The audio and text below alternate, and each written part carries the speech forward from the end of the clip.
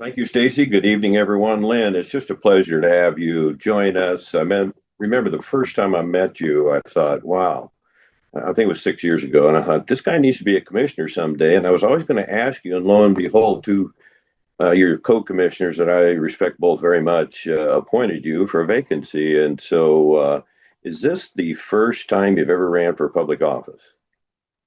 It is. Now, I have to confess that I've produced campaigns for other office holders and successfully been able to see them do great jobs. But this is the first time that I've been in the chair. Well, hey, thank you again, and I'm sure glad that you're running and serving as a Curry County Commissioner for 6 years, following David Brock Smith, who went to the House and then went to the Senate. I filled his seat. And so it's been, nobody could ever accuse us of being lifetime politicians. We both started at kind of the later years of our lives. And so I know it's because you love Curry County, and that's why I'm here. And I think people are recognizing that, and boy, that when they do, that's really energizing, and just we're very fortunate to be able to serve. So I want to start real quick with a 2025 and 2026 recap. It's been a humbling, honoring series of highlights the last 13 months, 14 months. But it basically started with the Oregon Taxpayers Association asked me to be a co-guest speaker with them or for them with Andy Ngo. And some of you might recall, he is the brave uh, journalist from Portland who exposed Antifa or Antifa, however you want to say it. It goes both ways. And he was brutally attacked twice and almost killed once. And so to be able to sit down at the table with him and talk to 100 people a year ago, from a little over a year ago, was incredible. On the House floor a year ago, I honored Jane Jin, who is a freedom fighter from China. She barely escaped during the Tiananmen Square massacre, where we still to this day don't know how many thousands were killed in China. But she's running a nonprofit now to expose the Chinese communists and what they do to their people. But yeah, thousands were killed, very similar to Iran just 2 weeks ago, the people that we lost there. On the House floor, I was asked by Wendell Wyatt, he was 11-year chaplain, that during the long session, he would go to every single of the 90 legislative offices and just spread good cheer and pray for all the legislators. And he asked me to recognize him on the House floor as he retired. So what an honor that was. I had the last bill of 2025, 1047, which was economic development for North Curry County and Southern Coos County. Would have been very similar to Bandon Dunes. And I got all but 9 votes in the House of 57. 3 were absent. Senator Brock Smith got it passed. It was basically his bill, our bill. He got it passed in the Senate. The governor didn't sign it or vetoed it, but we're going to bring it back in 27, and it would do a lot for our schools, housing, everything in, again, especially the Port Orford abandoned area. Let's see. When people see me, I think they recognize and make it a little bit synonymous with fire preparation, awareness, response, suppression and recovery. And so the whole last 2 weeks of September, I was up at my old lodge of Paradise, accessible only by boat, boating firemen in and out, and in the terribly smoky times.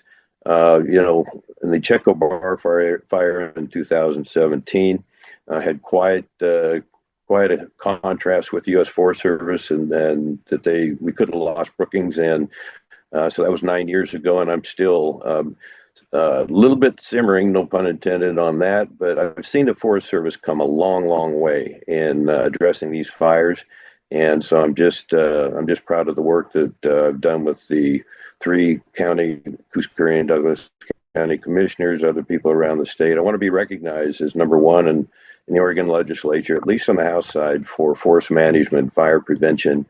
And so that requires a lot of funding for our fire teams, Oregon Department of Forestry, our Forest Protective association. So anyway, while I was at the lodge, the new owners just treated me awful good, and they set up with all the, even though it's successful only by boat and isolated, I had an office set up. So when I wasn't boating firemen, I was doing my rep duty. So it just was, it was just, I made every 7 o'clock fire meeting. And the bottom line is they worked extremely hard to put the fires out and save, I'll say 3 different lodges up there and about 6 different cabins.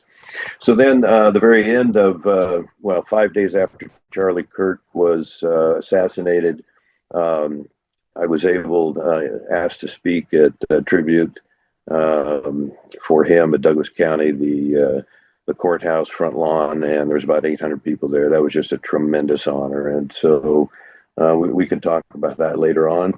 So in 26, was elected as Oregon Coastal Caucus chair, 7 other legislators that basically represent 22 cities, 7 counties, and 26 ports. So my crew is very excited about that, rolled up their sleeves, and we're going to be able to do a lot for the 4 ports I have in my district, plus the Coos Bay North Bend.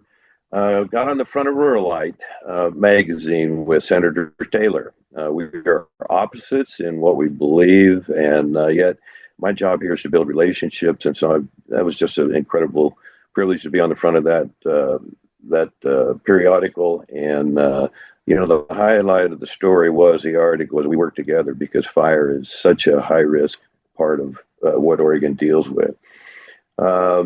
And then 2 things, the Oregon Fire District Directors Association, I was asked to recognize their 75-year anniversary. So that passed unanimous on the House and Senate both.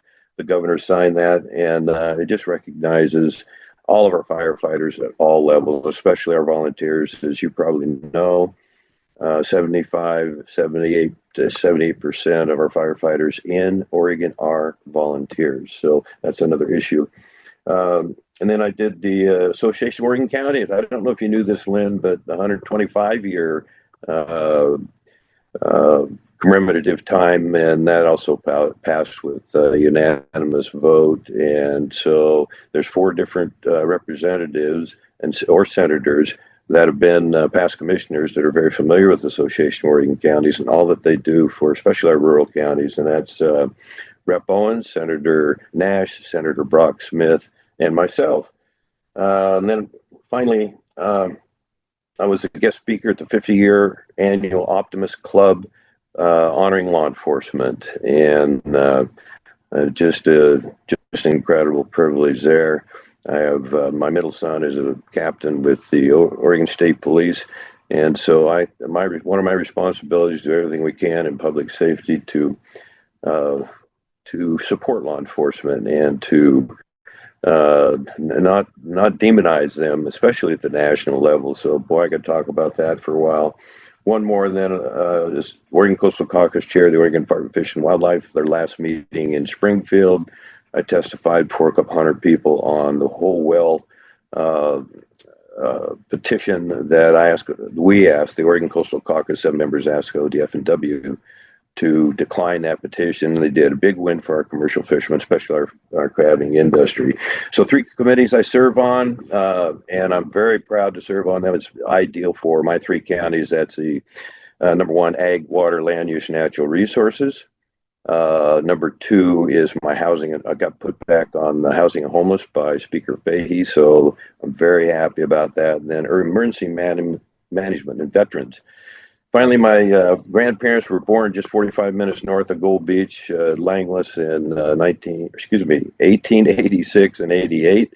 And then they went on to have 12 children, 1908 to 1928. And, my dad was a famous sheriff here in the 60s and 70s. My mom was a registered nurse, emergency nurse, you name it, delivering babies for over 60 years. And so why did they do it? They love Curry County. They love serving. And Lynn, I think that's one of the reasons you may move to Curry County is the great life we have here, and you want to protect that. So I'm really happy to have you on board. And so that took a few minutes, but I hope people understand how dedicated I am, and so proud to represent all 3 counties. Thanks for being here, Lynn. Well, thank you, Court. I have to also confess to everybody here, Court and I met out in front of my house just weeks after we had moved here years ago. And like him, uh, I was impressed with the man. And as I've come to know the man, I've come to know your family because your family lives in my neighborhood too. And you have been a blessing. You're for generations in Curry County, and it's an honor to be able to serve with you and to work with you on some of the key issues that are critical to Curry County and to the state. For the people that have come tonight, I want to thank you very much. We've got Curry County residents from all the way north, all the way south on the phone with us tonight on the video. I'm grateful to have you here. Let's not make this the last time we talk. You do have my contact information. We may or may not be able to address all the community's concerns this evening. You have our numbers. Come back at me. Let's hook up and let's address whatever it is that's in your heart and your head. My background, first of all, I am celebrating 33 years of sobriety from alcohol and addiction. I went into this in my middle years, and I am so grateful for my wife who picked me up like a wet cat and threw me in recovery programs, and haven't looked back since. But with that in mind, it flavors just about everything that I do, in as much as the first thing I want to do with my witness in life is demonstrate that there's hope. There's hope for everybody. There is no reason to spiritually and or physically or intellectually crumble without fighting. And so I encourage people out of that context of hope to press forward with whatever's going on in their life. The other things I'd say about myself is that I have spent 5 decades, that's 50 years, in one form of large business or small business. My first 25 years in a career, I worked for two of the largest communications and computer organizations in the world. Both were Fortune 50 companies. I started off just like anybody of goodwill and good spirit. I started at the bottom. I ended up, when I left those companies, I was a senior executive officer level corporate executive and had the opportunity to work with some of the most fantastic business leaders in the world. And I appreciate more today, even than then, their patience bringing me along through the environment that they brought me. I was able to make a contribution, but I want you to know I learned probably more than I gave. But I learned, and I'm attempting to apply those lessons of what I've learned to how we work in Curry County. The other aspect relative to my professional career is I was an entrepreneur. I started out as a small business person back in the late 70s and back before computers were cool. Literally, they were building them in their garages and as toys when I first got into it, and worked with one of the early manufacturers and was delighted to be able to do their marketing as a small business person. Then, after I got out of the communications and computer business as an older man, I went into commercial real estate development, had my own organization. We did valuation, did development of medical centers, industrial parks, and office parks. Didn't do much retail. But with that as background, it gives me a great range of expertise in terms of business disciplines to draw upon in my service to Curry County. I would say that my goals for 2026-27 are pretty much where I was last year when I came on board in 25. And that is that I intend to do everything I can to stabilize and to advance the economic well-being of Curry County. I have the capacity to work with people who can, in our neighborhoods, make a difference. One of the things that we've been able to do in Curry County is partner with people like Court, with David Brock Smith, and as a result of the cooperation and collaboration on our Curry County Board of Commissioners, we've been able to reach across the county lines to partner with people in Marion County, in Jackson County. I mean, we go to wherever the best in class examples are of top-notch leadership, and we ask them to bless us with the insights that they've got about how we expand, how we grow, and how do we address problems. So most of what I'm going to talk about tonight relative to the questions that are on the table, I didn't make up those answers. I didn't even implement them originally. Mostly I've stolen good examples of how other leaders in Oregon have solved problems just like the problems we have. Whether it's homelessness, whether it's an economic crisis, whether it's problems with the road, if it's environmental issues, you can bet there are other leaders that have broken the code. They know how to get the job done. They did it.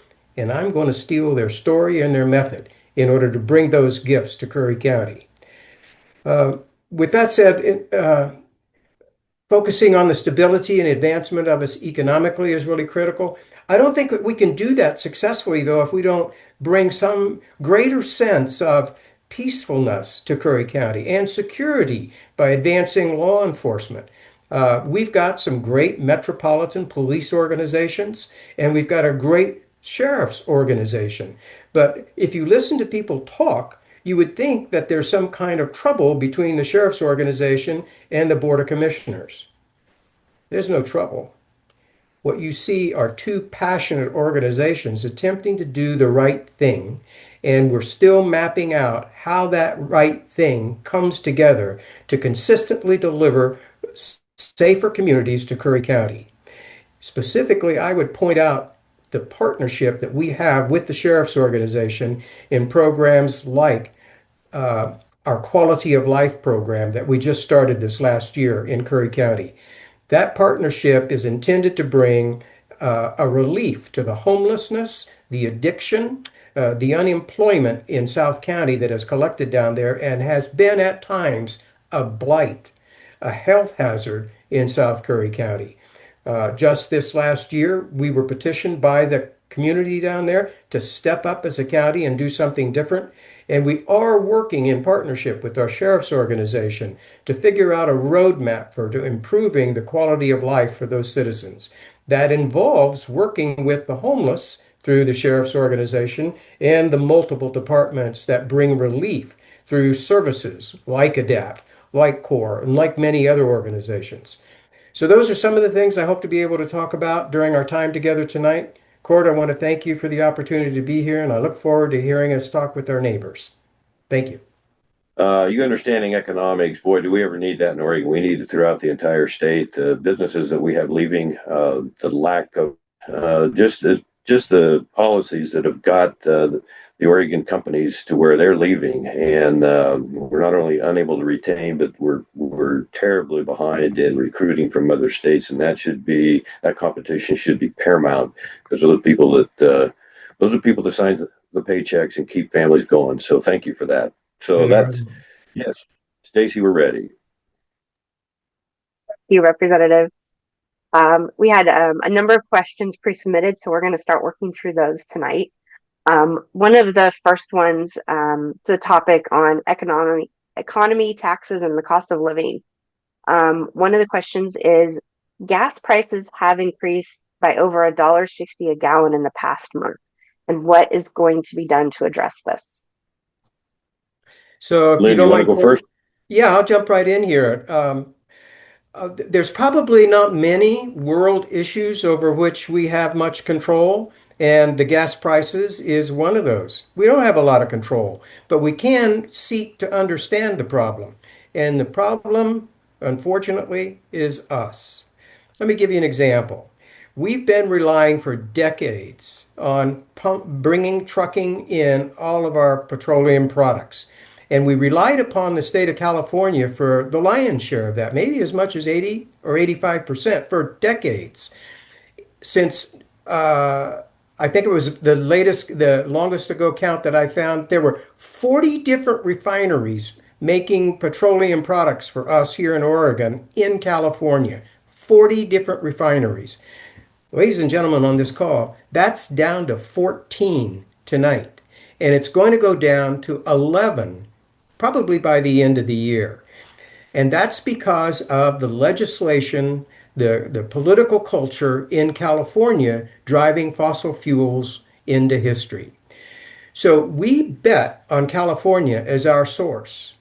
Now, I'd like to think that we were smart enough to figure out at some point that we needed to reach out to some other place in order to get petroleum products. And we have looked at Washington.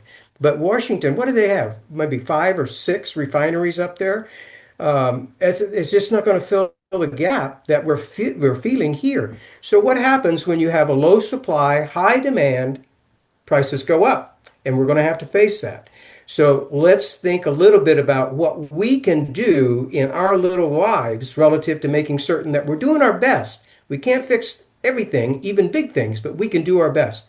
Let's look at the infrastructure that we have here to help our neighbors maybe drive less. We got a lot of people that their life depends on going from Brookings to Port Orford, back to Gold Beach and such.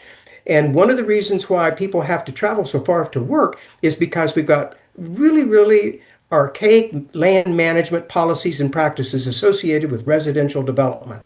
Now, a lot of those policies and practices are driven to us by state agencies and organizations, but we can do better here fostering a housing program within Curry County that allows us to go vertical in a way that brings denser housing. And I would encourage us to press forward with that. The other thing that I would suggest is that if we're going to have all of our petroleum energy trucked in, we better make certain that our infrastructure will never go down. Because not only is it expensive now, but you close down 101 for a month because of some massive landslide, earthquake, or just big rainstorm. You close that down, and our gas prices are going to be absolutely, I don't know. I don't know how to calculate it, but it's going to be much higher than the 454 that we're paying now. So focus on the things that we can handle here in order to keep our backyard cleaned up and by increasing the density of housing and such and our infrastructure in shape. And those are very clear-cut things we can do. With that, Cord, I'd just walk away from the podium and let you have it. Well, I'll give a state perspective. The cost of living is not just a something to talk about. It is really an impact on lives. And when you look at energy policies, I'm a fossil fuel guy. A lot of people don't agree with me on that, but I'm also an alternative energy guy. But it has to figure for pay. When Oregon in 2021 passed the legislature passed the green fuels program, so much of those efforts have to be subsidized by the Oregon State taxpayers.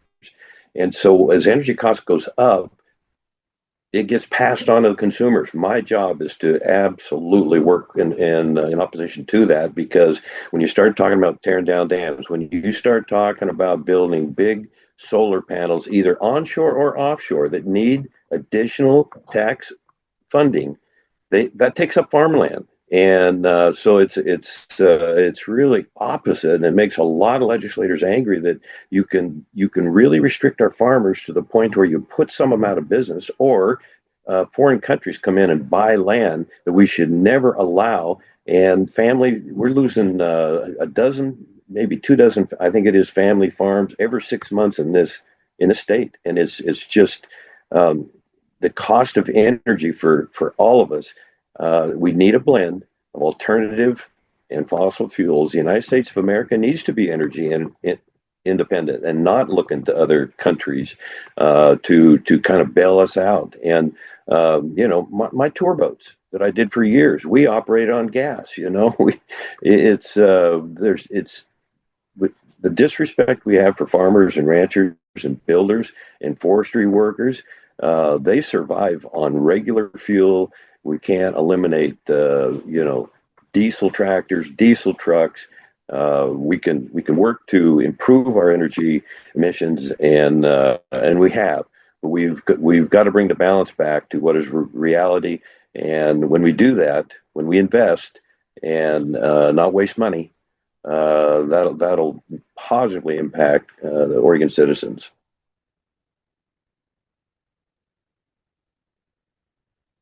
Next question. Your representative. Um, Also on the topic of taxes and cost of living, the question is, what are your plans to avoid increasing taxes while addressing the county and state needs?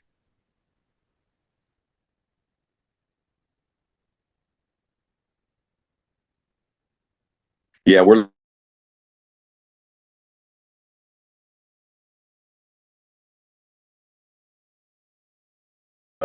from a state level, can do on affordability is connect with policies. Basically, the controlling party has been in power for 40, 45 years, and the decline of Oregon is just staggering, and there's just no way around it. That's not to be political, that's not to be negative, but we have to face reality. And so we are doing our best to reverse the policies that impact rural Oregon. It's a constant battle between metro and rural, between it's just two diverging styles, cultures between Portland. Portland is, a city that used to be a source of pride for Oregon. A lot of people I know don't even want to go there anymore because it's the crime is way up, and they take more than their share of the scarce Oregon resources, and so we're looking at how can we change the political landscape? How can we bring balance? And right now we're at 23 House members to 37 on this basically controlled by the Portland politically elite, the progressives. I'm sorry, but that's somewhere between liberals and Marxists. And that's why so many good people, productive people are leaving Oregon. And not to be, not to bring down these conversations, because I'm as optimistic about the future as I could possibly be. However, we need to get business, pro-family, people who really want to work on our education system, and we're failing our kids, and we're wasting unbelievable amounts of money. And if I recognize anything, the first of 4 sessions I got there, and of course I knew that at the county level beforehand. So there's a lot of work to do. We're rolling up our sleeves, and I'll be optimistic, but we've got to change course. And I think people, if you look at the gas tax bill, if you look at the increased title and registration fees, people are realizing we're not going to give you more money out of our wallets that you squander, and we can do better, and we will.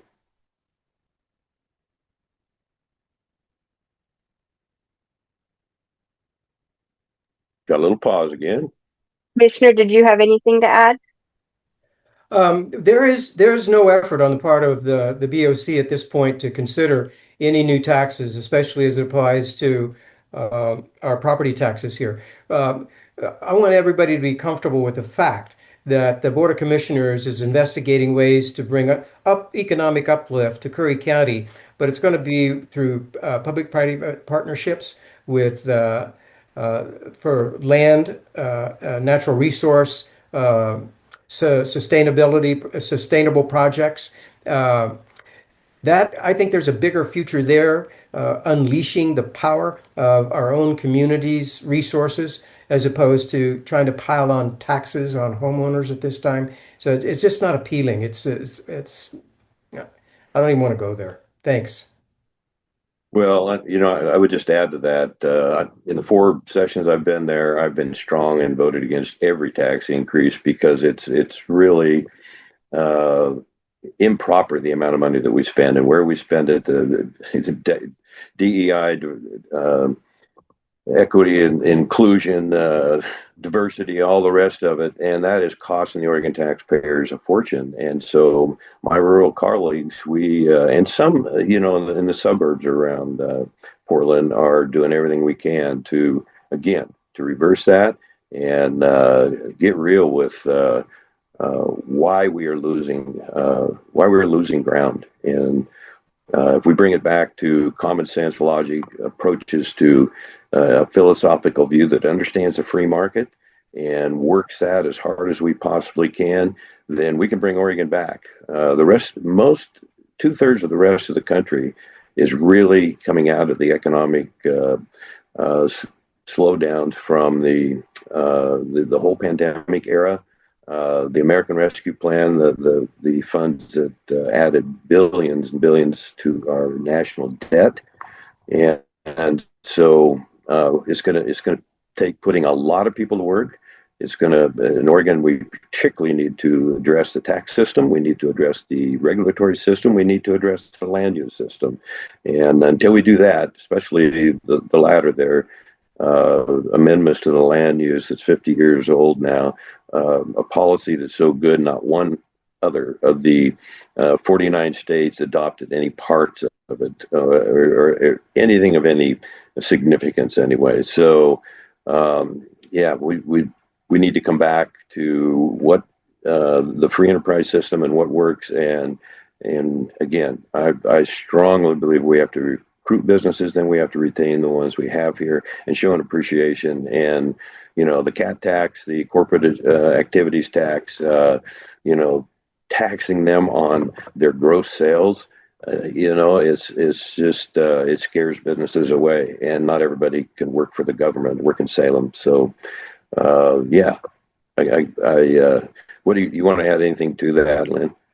Yeah, I would. So I think in the last 2 years, our county took to the citizens levies to increase their taxes. And unfortunately, we never really convinced them that we knew how to spend the money they were already giving us. And the reason they Yep. were puzzled about whether or not we were spending their money properly is because we weren't transparent. We did not have the kind of accounting practices and principles, procedures, and tools across the county organization that would make that reporting, that transparency possible. And I think that one of the things that hit us so terribly hard, which was that hack a couple of years ago, that definitely was crippling, but it also triggered us to dump a lot of old systems, ineffective procedures, tools that were antiquated, tools that were used only by one department, and every other department had two or three other tools, which made the reporting systems that you and I as taxpayers, we need to be able to look at simplified numbers rather than confusing layouts of spreadsheets in order to understand whether our leaders are actually accomplishing what they said they were going to do in order to make us better. So the tools and the processes have been cleaned up in the last 2 years, and that's just terrific. And now the implication then for our voters is you should expect to see some improvement. So let me describe the improvement that comes through the effort to clean up our books and to be transparent. When in 2023, we had 155 people on the payroll. In 2024, we had 112 people on the payroll. Where did those 40 people go? Did anybody miss them? Well, of course we missed some. Was it hard? Absolutely, it was hard. But we had to reduce spending because our county said we're not going to pay more property taxes. You are the boss. And so we conform to what you are prepared to pay us. Are we successful today? Every one of those departments in 2024, when they found out what their budget was and how severely it was cut, they screamed like squashed cats. It was incredible. And the pain that it caused families, the split of relationships, people had to be laid off, very heart-wrenching. But that has been such an amazing process as we came down to the current staffing level. Our leaders, now get this, our leaders in the county did something that I have seen major corporations unable to do, and that is hit a period of extreme stress, work like crazy, head down, butt up, moving forward day after day, and they come out on the other side better than when they entered that process.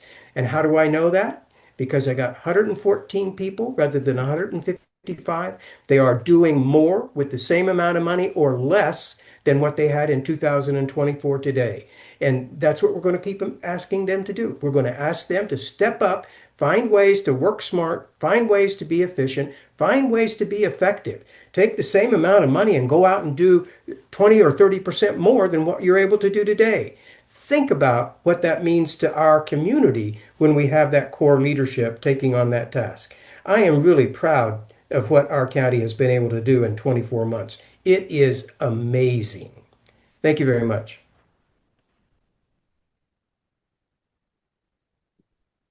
Thank you again for your Well, response. thank you, Lynn. Stacy says we got. How's my audio, I hear you Lynn? good. Sounds okay. You were Okay. out a little bit, but it's okay again. Okay, well, Lynn, you mentioned confusion of the electorate, and boy, that's a great point because once they get confused, most of those folks are just trying to take care of their families, pay their bills, be productive citizens, but sometimes they just throw up their hands, and it's so our job is to give them straight information, and I really value that comment because when I was commissioner, you look at how I voted on some of the things we spent, and it was horribly wasteful. And so now we've got three people in there pulling the wagon together, and good days ahead. And so I know you'll do everything you can. And I see that around a lot of boards of commissioners throughout the state, and they're rolling up their sleeves and taking on those challenges. So, yeah, Stacy, thank you. Next question. This topic also came up a ton in questions, and I tried to put everything together in a couple. This is a two-part question for you both. Regarding offshore wind turbines, what is your position given concerns about viability and impacts? And then what is your position on the wind energy impact on fisheries, the environment, the scenic coastal views, and tribes? Lynn, go ahead first. I know you're spent a lot of time on this as well. Chomping at the bit. Thank you, Court. Um, my engagement with wind energy goes back to the early 2000s when I lived in Southern California, and we had something like 800 massive wind turbines. And I saw both the good, the bad, and the ugly associated with those facilities. There was no economic viability to that energy industry that was created in the desert. No economic viability at all, except that the taxpayers and the ratepayers were subsidizing all of those structures and all of that production. There are economic horror stories that flow from wind energy policies, practices, and institutions. So when in 2022, 2023, I first caught wind that we were going to that there might be an offshore lease in our coastal waters here for wind energy development, and it was going to be floating offshore wind turbines. I mean, I thought my hair was going to catch on fire. I couldn't believe that people were actually considering that kind of industrial development, creating a massive industrial park with 1,000-foot structures out there on our Oregon shoreline. It's unconscionable, and to have it masked as green and that is economically viable. It is neither green and it is not economically viable. It's just not. Not unless you dip deep into the ratepayers' pockets and the taxpayers' pockets. If you're willing to let somebody do that, go build the turbines. You'll destroy the ecosystem, but you might be able to make it financially, but only because you're getting robbed from both pockets. So my motivation has been consistent and has been intense, and I intend to stay that way. And I have been working with our land conservation and development organizations that are spearheading the Oregon's pathway. It's a roadmap to build or develop these offshore wind turbines. And every step of the way, I've tried to make it really clear that Curry County and my partners in Coos County, we don't want anything to do with this for the most part. People tell me, well, there's jobs here. Well, yeah, there's jobs in every industry. Why do you want to bring one in that's going to poison our culture? It's going to destroy our ocean front. Why don't we find an industry that can be a blessing to us, not just for us, but for the next 50 years, instead of a massive decrement to us for the next 50 years? So if you want to be on the side of Curry County, oppose the wind farms. So thank you very much, Court, for the opportunity to preach. Well, it's an issue that's not over, and I started 5.5 years ago. Started with former Secretary of State Bill Bradbury, as a friend of mine. He was on the other side of the political aisle, but we got along really well. And he says, "Court, you got to look at this." And I had a Native American friend that I've known since I was in my 20s. Says, "Court, you got to look at this." He's part of the CT Clusie tribe. And so I did. I took a very serious look. And Lynn, at the meeting in Brookings the other night, you mentioned community benefit agreements. And so I had to take a look at that and the developers that would be responsible for that if they bought these leases out in the ocean. And so I also looked at the money that was going to Humboldt County, that was Humboldt Port of Humboldt, excuse me, that was essentially competing with the Port of Coos Bay North Bend, very comparable, except they don't have the wind down there. But the more I looked at it, the less questions were asked. And how does it impact the tribes? The biggest question I had was that these cables on the floor of the ocean, salmon, steelhead, trying to get back in from the ocean, their navigation systems could be greatly, you have to assume it'd be greatly impaired, could even find their ways back in to the beautiful Wild Rivers coast. And so and nobody could shed any light on that. And so, Lynn, you mentioned these 1,000-foot towers. It's worse than impractical. They don't understand the storms we have here, the deep water we have. They are marginally successful in Western Europe, but that's about it. And I heard, whether you like the president or not, I heard him with a great comment. He said, if offshore wind power is so good, why isn't China really jumping in on that? And so there's just a variety of reasons. Thank goodness it's the one of the tribes did sue NOAA on that. And that my concern, though, is it will be back. It will be back. And so if we have a different administration that thinks this is the answer to responsible alternative energy, we're going to have a fight on our hands. And yes, it would so impact my district from, south of Coos Bay all the way to the California-Oregon border. So we'll be on our toes. It would greatly impact our fisheries, our counties, our cities, our tribes, and our ports. And so we'll go shoulder to shoulder on that one. I hope that answers the question that everyone is concerned about on that. I'd like to make an additional comment, Cord, if you would. Certainly. So everybody is in favor, I think, because we understand. Everybody's in favor of bringing in new forms of energy. And that's because we understand the requirements for energy are escalating in significant proportions every single year. So it's not enough just to say, Lynn, that's a good thing. That's a good yeah, thing, the demand, because we'll grow. If we don't grow, then we can't build our schools back. We can't take care of our roads. We can't have proper public safety. I'm not talking unfettered growth, of course, but a normal growth rate. Forgive me for interrupting, but you just made a very good point there. And if we're stale, there will be consequences. We're seeing those consequences now. yes, Negative. I agree. So where I was headed with this had to do with the fact that it's not sufficient for us just to say no, no more, no wind turbines. We have to be able to say yes, yes, here's the kind of energy that we think represents the future for Oregon.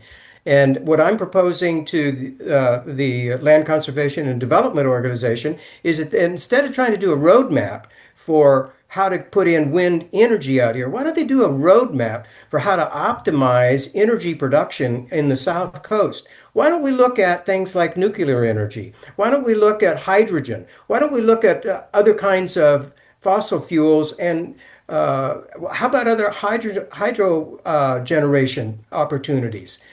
But so far it's been falling on deaf ears, but I think we have to come up with an answer, or the wind energy global developers will swamp us with their money and their lobbying power. We have to be smart. We have to have an answer for how we're going to solve our energy problems. Simply saying no won't get it. Thank you. Well, that's the good part of LCDC, and the practical part, to be careful, because once we pave over farmland, it's gone forever. And I work with coincidentally 3 women in particular on the House Republican side that are all farmers, and they employ a lot of people, and they're trying to stay in business, and they want to protect the lands that we have. So yeah, here we go. What is next, Stacy? Yeah. Another natural resources question. The timber industry has been heavily impacted by the spotted owl regulations. What can be done to support recovery? Interesting. I have an op-ed coming out of my crew, and I've been working on. I'm also working with the Wildfire Protection Association. It's a group of retired foresters that are just sold out for good forest management. Their hearts are basically broken with the fires that we're having, and the lack of fuel management, the amount of cost in fighting those fires.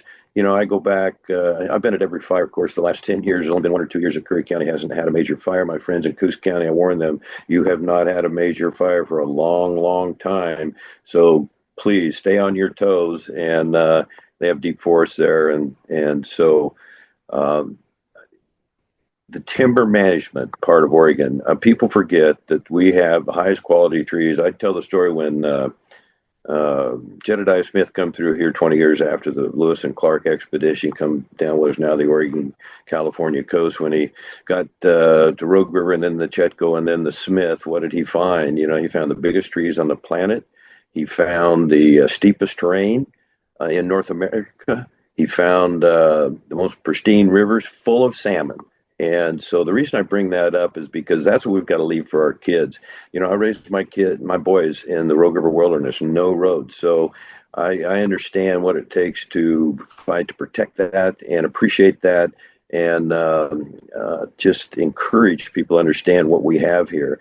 And so that's why I've been so strong on fire awareness and prevention, and working with partners around the state and the country.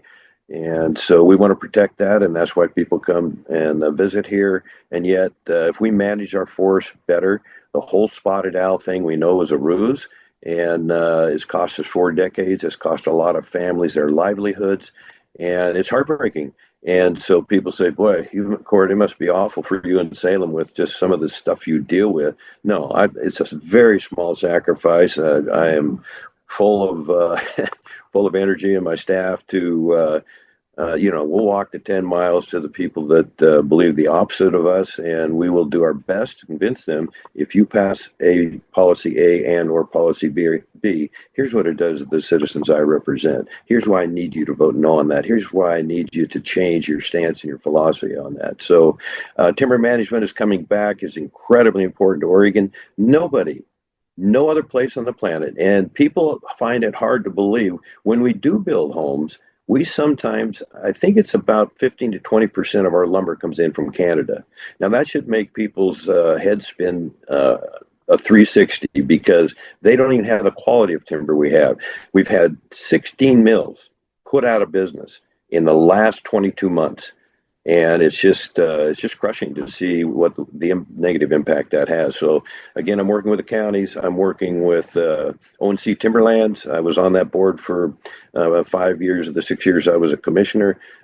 We've got some tremendous opportunities, and so much. When timber was king, we had the best hospitals, we had the best schools, we had managed roads. We managed our funds extremely well. That's the business perspective that we need to really have, as Lynn has said, and the other commissioners, all 3 counties, transparency is vital. And if we do that, we're going to account for every dollar, and the people to bring their trust back. And that's our job.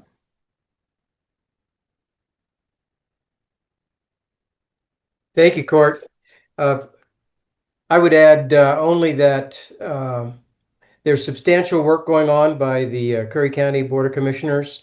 Um, uh, they are on a drive to take advantage of the programs, the federal programs that are available for places like us, whether we're looking at Forest Service land or we're looking at BLM land. Uh, we've been back to Washington, and by the way, that was on a commissioner's dime, not on the county's dime. We've been in video calls with them. We've had our consultants working with us back in Washington, and we are at the precipice of being able to work with partners here in Oregon in opening up opportunities for good neighbor programs in Curry County. And what that will mean is that we focus on stewardship in the forest area. And for us, that's going to be not so much BLM land, it's going to be Forest Service land.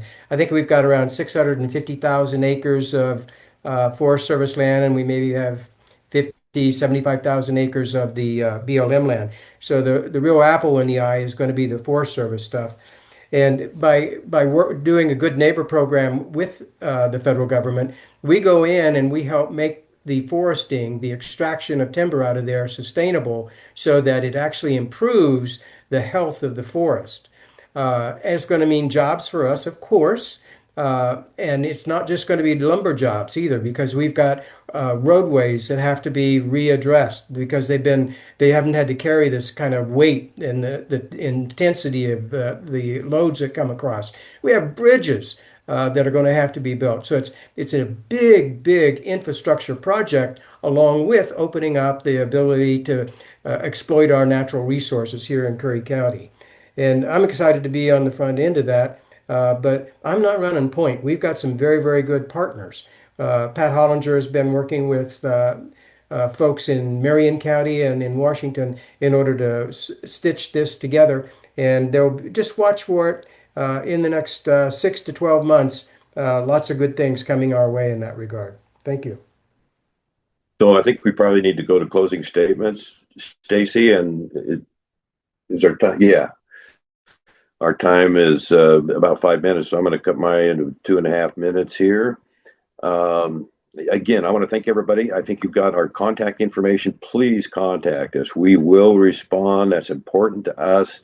And I saw some questions there that certainly deserve answers. The funding we brought back from the last 2 or 3 years, we are thrilled with. We got bipartisan support on saving the Bay Area Hospital, Coos Bay, North Bend, $44 million.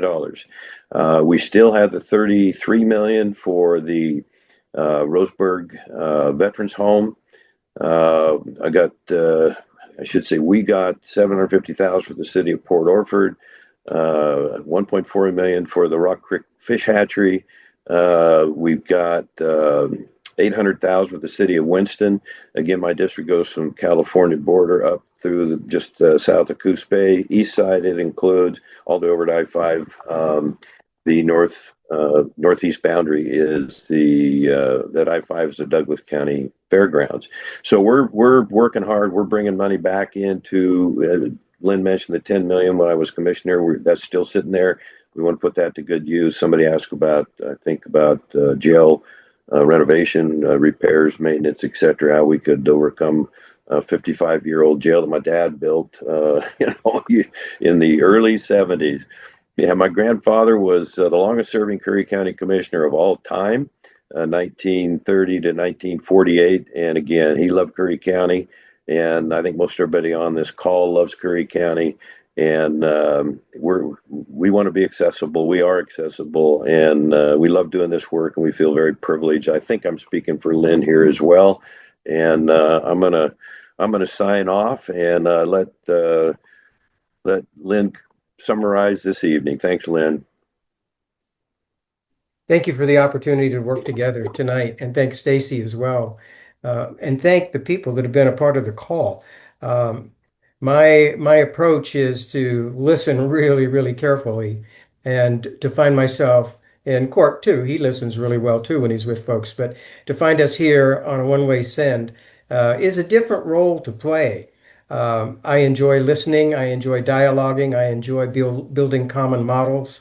I thoroughly enjoy working collaboratively within the county itself, but also reaching across from public to private sector opportunities, working geographically in a collaborative way, working with our colleagues in Coos and Marion and in Douglas and Lane counties in order to solve problems that are indigenous here to Curry County.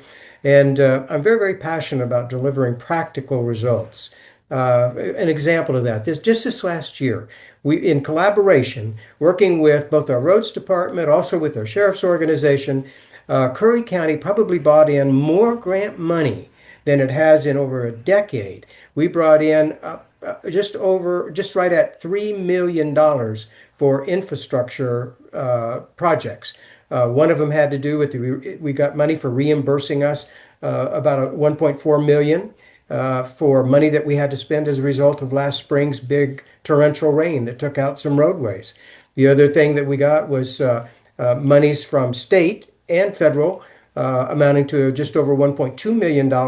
And that's going to go towards our courthouse security and some of the major difficulties, the infrastructure issues and repair that we need to do on our jail. So it's those kinds of very practical efforts that the Board of Commissioners is in lockstep with our counterparts in other counties. We're working with our state legislator and our state agencies to accomplish good things on your behalf. I'm running for election, and I hope that you will allow me to retain my seat on the commission. And by all means, give me a call, give me an email. I would love to exchange with you, maybe even meet you sometime. Have a good evening. Hey, Lynn, would you be willing to maybe do this again sometime? Absolutely, my pleasure, my honor. Maybe maybe we'll allow an hour and 15 minutes and yeah, you know, and I won't talk so much. How's that? No.